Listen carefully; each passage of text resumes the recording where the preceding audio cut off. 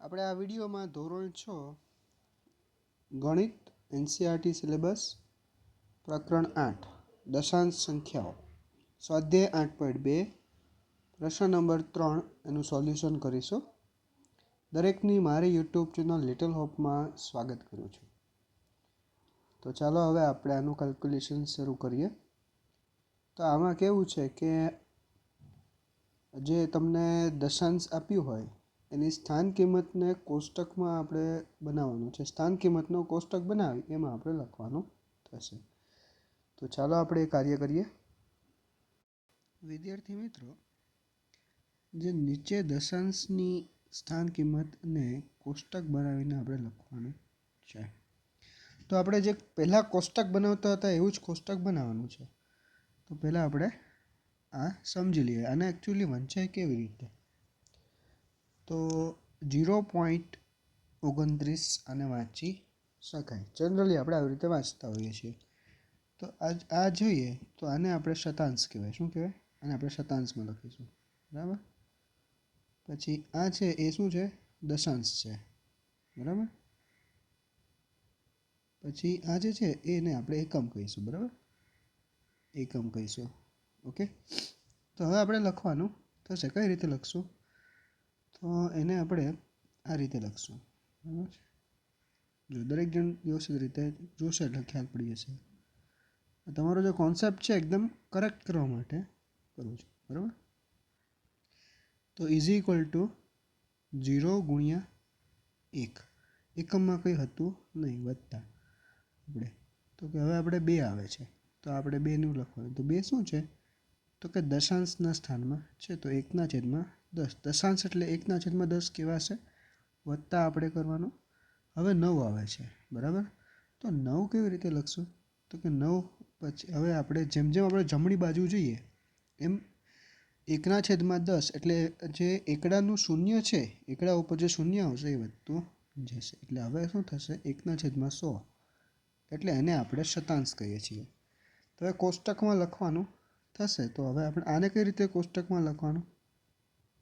તો આપણે લખીએ કે તમને જો કોષ્ટક રેડી ન હોય તો આ એકમ, બરાબર, પછી આવશે દશાંશ, એકમ પછી દશાંશ આવે અને શતાંશ. બરાબર છે. તો આ રીતે કોષ્ટક બનાવવાનું અને તમારે સ્કેલનો ઉપયોગ કરવાનો છે. બરાબર, આ રીતે બનાવવાનું. બરાબર છે.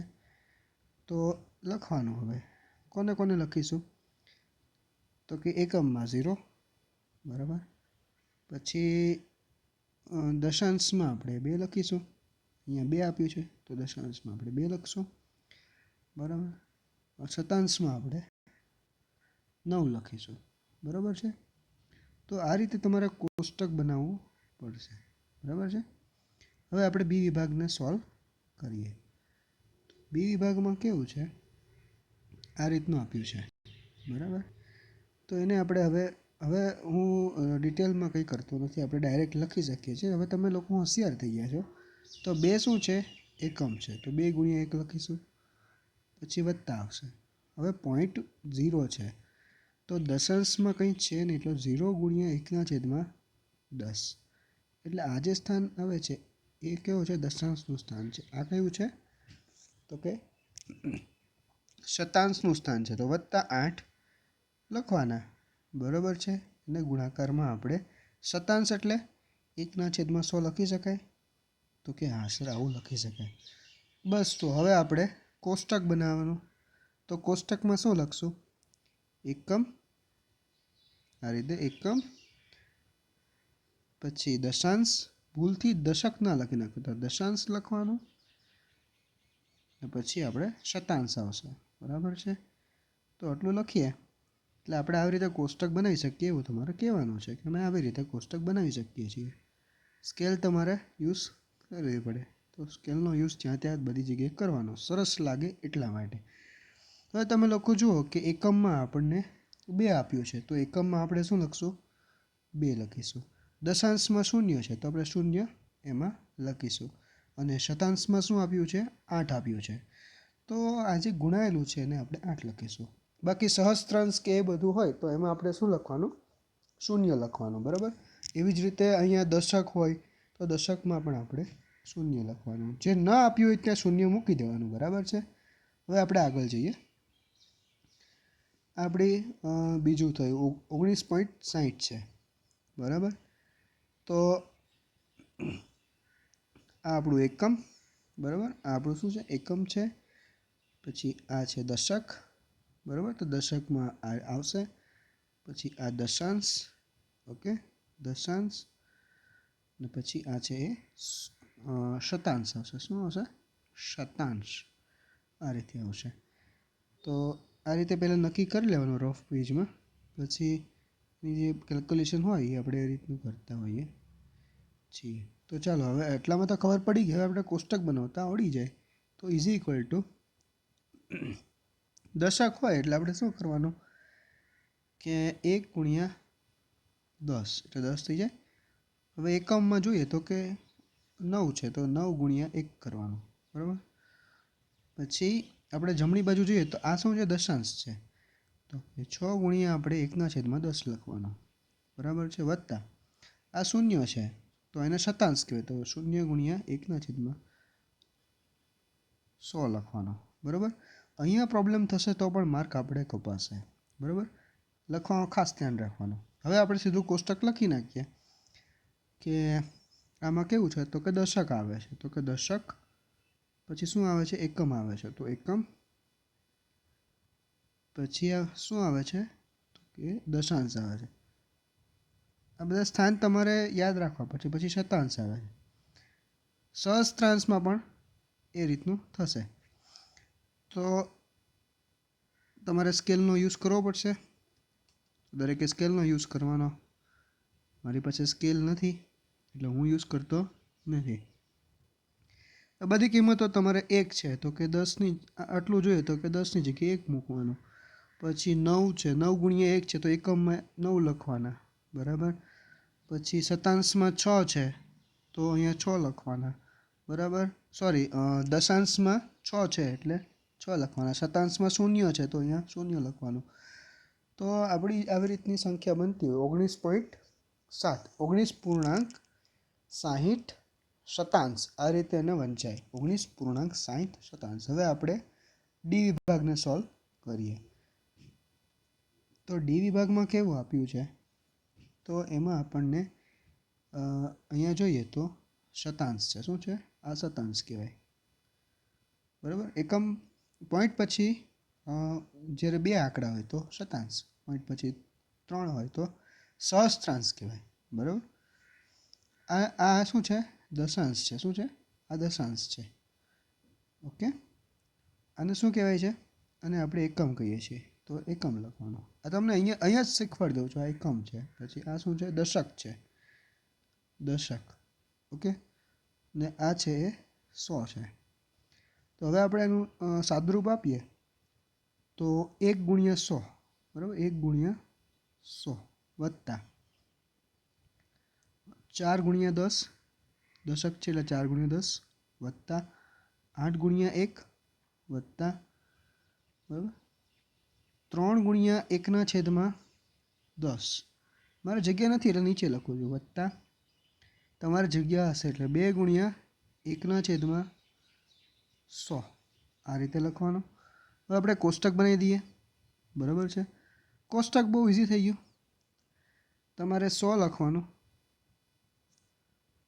પછી 100 પછી દશક આવે. હવે તો ગોખાઈ ગયું નહીં સાહેબ? હા, ગોખાઈ ગયું. દશક પછી એકમ પછી દશાંશ, ઓકે. પછી શતાંશ આવે તો શતાંશ લખો. હવે આપણે કોષ્ટક બનાવી દઈએ.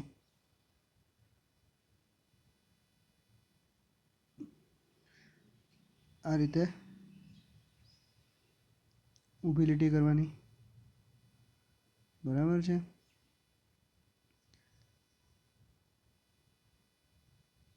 આ રીતે તમારે બધું લખતા રહેવાનું. કઈ રીતનું છે તો કે 100માં આપણે 1 લખીશું તો કે 1 તો લીટી કરી દેવાની. પછી દશકમાં શું લખીએ તો કે 4 લખીશું તો કે 4 લખવાના. પછી એકમમાં આપણે 8 લખીશું, એ 8 લખવાના. દશાંશમાં આપણે 3 લખીશું, તો કે 3 લખવાના. બરાબર. શતાંશમાં આપણે 2 લખીશું, એ 2 લખવાના. બરાબર છે. તો આવી રીતનું આનું થાય છે. તો હવે આપણે હવે પછીનો વિભાગ સોલ્વ કરીએ, જે આપણો અંતિમ વિભાગ છે. બરાબર છે. ચાલો હવે એને આપણે જોઈ લઈએ. તો આપણે અહીં કેવું છે, તો અહીંયા આપણે એવું છે કે પોઈન્ટ પછી 3 આંકડા આપ્યા છે. તો આને આપણે સહસ્ત્રાંશ કહેવાય. શું કહેવાય? સહસ્ત્રાંશ. આ રીતે લખે સહસ્ત્રાંશ. બરાબર. પછી આ શું છે? શતાંશ છે. શું છે? શતાંશ. ઓકે. અને આને આપણે દશાંશ કહેવાય. ઓકે. આપણે જોવો ને કે પોઈન્ટ પછી કેટલા આંકડા આપ્યા છે, તો તમારા સિલેબસમાં પોઈન્ટ પછી 3 આંકડા હશે. બરાબર. 3 હશે, 2 હશે અને 1 હશે. એથી વધારે કદાચ જો હોઈ શકે. બરાબર. તો મૂંઝાવાનું નહીં. અને આપણે એકમ કહીએ છીએ. એકમ સ્થાન છે, પછી દશકનું સ્થાન છે. ઓકે. અને આને 100. એકમ, દશક અને 100. હવે આપણે ટેબલ બનાવીશું. તો ટેબલ બનાવવું ઘણું સહેલું થઈ ગયું. 100 થી શરૂઆત કરવાની છે. બરાબર છે. તો અહીંયા લખીએ 100. ઓકે. પછી દશક, પછી એકમ, પછી આપણે લખીએ દશાંશ. અહીંયા ભૂલ થતી હોય છે, દશક ને દશાંશમાં ભૂલ થઈ જાય, તો એ ખાસ ધ્યાન રાખવાનું. પછી શતાંશ, પછી આપણે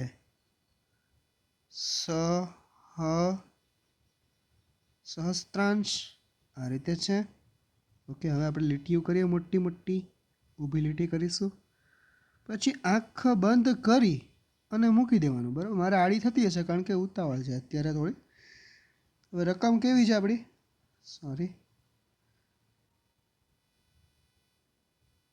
આપણી જે રકમ છે એ જેમ છે એમ લખી દઈશું. તો અહીંયા 2 આપશે તો 2 મૂકી દેવાના, 0 તો 0, 2 વાર 0, પછી 8, પછી 1 આપ્યું છે ને પછી 2 આપ્યું છે. કેટલું ઇઝી થઈ ગયું. મેં તમને ઇઝી રસ્તો પણ દેખાડી દીધો કે જેમ છે એમ આપણને એકવાર ખબર પડી ગઈ, કોષ્ટક બની ગયા, પછી જેમ છે એમ મૂકી દેવાનું, એટલે તમને 2 માર્ક્સ તો મળી જાય. બરાબર છે. આ રીતે આપણે કોષ્ટક ભરવાનું થશે. તમને કોષ્ટક ભરેલું આપે તો એમાં પણ આપણને ઇઝી પડી શકે. બરાબર છે. તો આ પ્રશ્નમાં હવે એટલું જ છે. આપણે હવે પછીના પ્રશ્નમાં મળીએ. ત્યાં સુધી આવજો. Bye bye. ટાટા.